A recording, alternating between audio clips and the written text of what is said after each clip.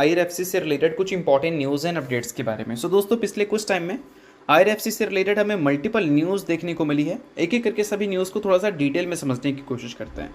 सबसे पहले न्यूज़ आई है दोस्तों रेटिंग एजेंसी S&P ग्लोबल की तरफ से। ठीक है, उन्होंने IRFC को भी रिसेंटली रेट किया है। रिसेंटली उनका रेट इंडिया को भी किया था उन्होंने, जिसमें अगर देखा जाए तो काफ़ी अरसे बाद इंडिया की रेटिंग को उन्होंने अपग्रेड किया था।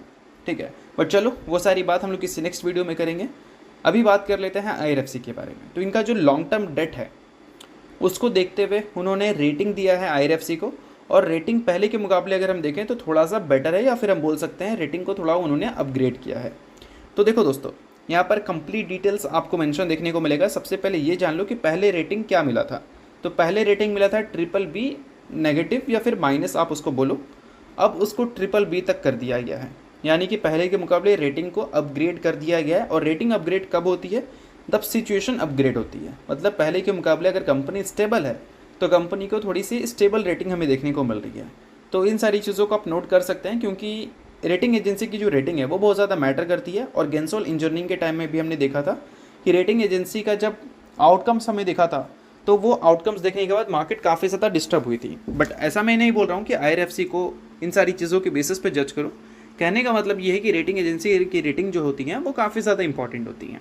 ठीक है, अब इसके अलावा दोस्तों एक और न्यूज़ की बात कर लेते हैं। अभी रिसेंटली ये भी न्यूज़ हमें देखने को मिला था, जिसमें मेंशन है कि IRFC ने साइन किया है 2539 करोड़ का रीफाइनेंसिंग डील।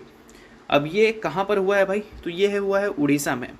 अंगुल सुकिंदा रेलवे प्रोजेक्ट जो है उसके लिए ये रीफाइनेंसिंग यहाँ पर मेंशन किया गया है। यानी कि पहले से एक नंबर हमें देखने को मिल रहा था, उसको रीफाइनेंस उन्होंने किया है। कितना बड़ा नंबर है? 2539 करोड़ का।